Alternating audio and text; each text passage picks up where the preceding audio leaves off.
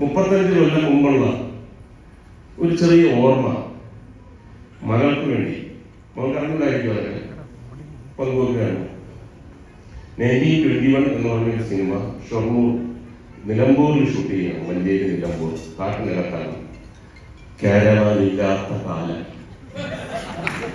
എല്ലാവരും കൂടിയിരുന്നു ഒരു കുടുംബത്തിലെ പോലെ, അംഗങ്ങളെ പോലെ പേഴ്സണലായിട്ടുള്ള കാര്യങ്ങൾ വരെ സംസാരിക്കുകയും അതിന് പ്രതിവിധികൾ എന്തെങ്കിലും വേണമെന്നുണ്ടെങ്കിൽ ചർച്ച ചെയ്തുകൂടെ, അങ്ങനെ ഒരു വലിയ കുടുംബമായിട്ട് കഴിഞ്ഞിരുന്ന ഒരു കാലഘട്ടം ആസ്വദിക്കാൻ കഴിഞ്ഞ തലമുറയിലുള്ള ഒരാളാണ്.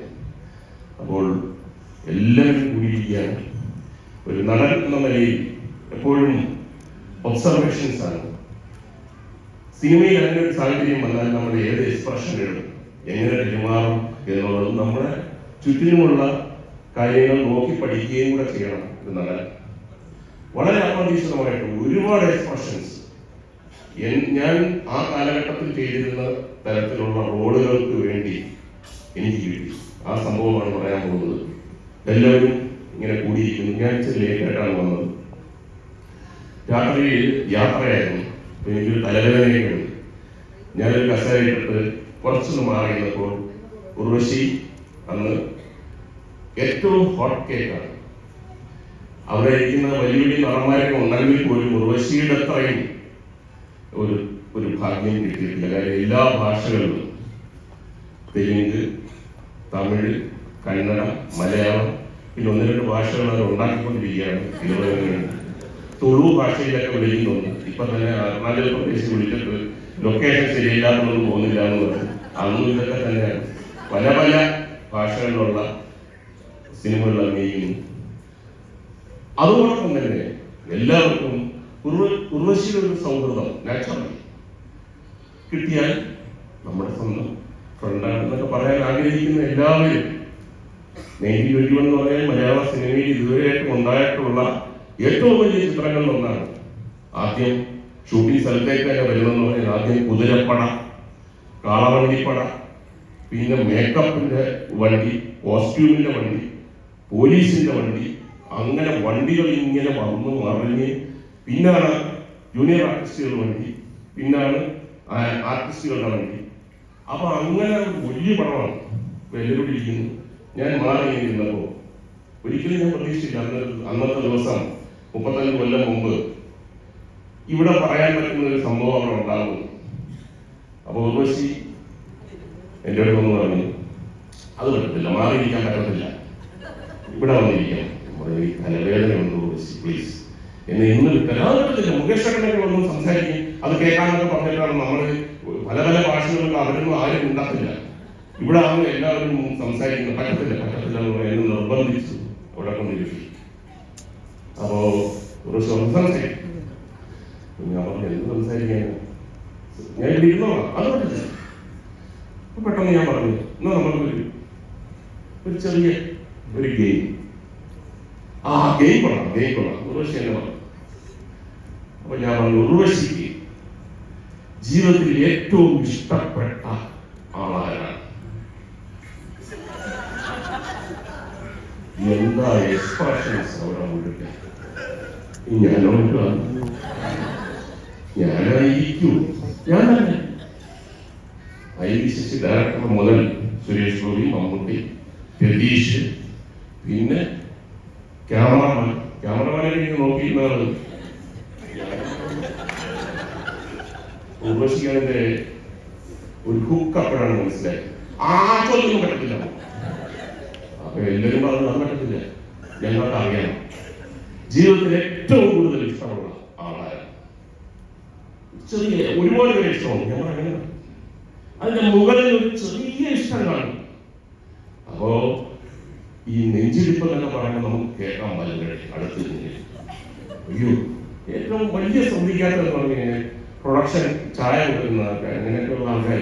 പിന്നെ എന്റെ പേരെന്തായാലും പറയും. അപ്പോ ഒരു പ്രത്യേക ഘട്ടം വന്നപ്പോൾ ഞാൻ തന്നെ ഒരു റെമഡി പറഞ്ഞു, എഴുതി തന്നാൽ പറയാൻ നാളെ പറയാൻ എഴുതി തന്നാൽ മതി. അപ്പൊ ഉർവശിയുടെ മുഖത്തുള്ള എക്സ്പ്രഷൻ വല്ല കാര്യമൊക്കെ എനിക്ക് ഇയാളെ വിളിച്ച് ഇവിടെ കൊണ്ട് അവിടെ ഇരുന്നതിന് ഒരു കുഴപ്പമില്ല. അങ്ങനെ ഉർവശി എഴുതി തന്നു.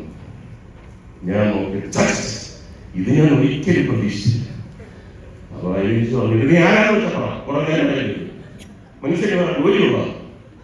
അപ്പൊ ഞാൻ പറഞ്ഞു ചേട്ടാ ഇത് നമ്മുടെ നാളെ മനസ്സ് ഒരാളുടെ മനസ്സിൽ ഇങ്ങനെ ഇരിക്കുന്നെന്ന് പറഞ്ഞു കഴിഞ്ഞാൽ അത് ചിലപ്പോ വലിയ നമുക്ക് ഈ എലിസബത്ത് രാജ്ഞിയെ ചിലപ്പോ രാജ്ഞിക്ക് ഇഷ്ടപ്പെടുന്നത് ഡ്രൈവറായി പറയാൻ. അപ്പൊ ഡ്രൈവർമാരൊക്കെ ഇനി ഞാനോ മറ്റോ ഗംഭീരമായ ഒരു അറ്റ്മോസ്ഫിയർ അങ്ങോട്ട് വരികയാണ്. അപ്പൊ എഴുതി തന്നെന്ന് പറഞ്ഞു കഴിഞ്ഞാൽ ചവറ വീക്കുന്നതായ അത് ഉർവശിയുടെ അച്ഛൻ തന്നെയാണ്. അപ്പൊ അത് പറഞ്ഞു കഴിഞ്ഞാൽ തീർന്നല്ലോ. ഞാൻ പറഞ്ഞു വളരെ ഉർവശി ഇപ്പൊ പറയണം ഉർവശിക്കാണ് പറയണമെന്നുള്ള ഏറ്റവും നിർബന്ധം. കാര്യം ഈ കൂട്ടത്തിന് ഒറ്റ അടിക്ക് ഇല്ലാതാക്കണം.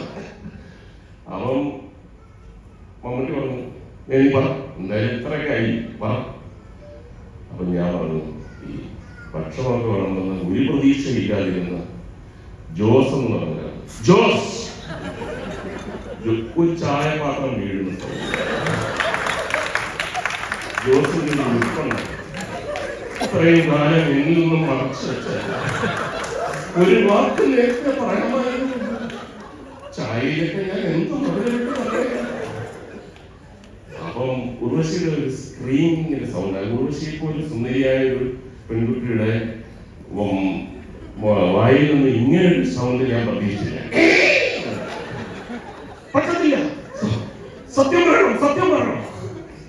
അപ്പൊ ഞാൻ ഒരു ഡ്രൈവർ ഉണ്ട് കൂട്ടപ്പൻ, അവൻ വേറൊന്ന് പണി നിർത്തി. കാരണം ഞാൻ പറഞ്ഞു ഡ്രൈവർ കൂട്ടപ്പൻ എന്ന് പറഞ്ഞു ഒരു ഹോണിന്റെ സൗണ്ട് ഫ്രണ്ടിലോട്ട് വീണതാണ്. അത് കൈതട്ടിയതാണെന്ന് പറഞ്ഞു. അതിന്റെ കൂട്ടത്തിൽ തന്നെ നേരത്തെക്കാട്ടി മോശപ്പെട്ട ഒരു സൗണ്ട് ഉർവശി സുന്ദരിയുടെ വായിൽ നിന്ന്. കാര്യം ഉർവശിക്കാറില്ല, ഇവർക്ക് വിശ്വസിച്ച പിന്നെ അവ എല്ലാവരും പറഞ്ഞു എന്താണെന്നൊക്കെ പറഞ്ഞു. ഞാൻ പറഞ്ഞു നീ ഇത് പറയാൻ ഉർവശിക്ക് ഇഷ്ടമല്ല, ഞാൻ പറയത്തില്ലെന്ന് പറഞ്ഞു. അതൊരു സസ്പെൻസ് ആയിട്ട് എത്രയോ കൊല്ലം പലരും എന്നോട് പറഞ്ഞു നീ ഞാനും മറ്റു അല്ല. ശരി, എന്റെ കയ്യിലെന്ന് പറഞ്ഞ ഉർവശി പറഞ്ഞു അവിടെ പോയിരുന്നു തലവേദനയില്ലേ അവിടെ പോയിരുന്നു. ഞാൻ പറഞ്ഞല്ല വേറൊരു ഗെയിമുണ്ട്, നീ ഒരു ഗെയിമും ഇല്ല അവിടെ പോയിരുന്നു എന്ന് പറഞ്ഞിട്ട് എന്നെ നിർബന്ധിച്ച് അവിടെ പിടിച്ചിരുത്തിയ ഒരു ചെറിയ എത്ര എക്സ്പ്രഷൻസ് ആണ് ഒരു ആക്ടർ എന്നുണ്ടെങ്കിൽ എനിക്ക് കിട്ടിയത്. അതിന് ഞാൻ ഇപ്പോൾ നന്ദി പറയുന്നു. മകളെ ആരാന്ന് അറിയാമോ?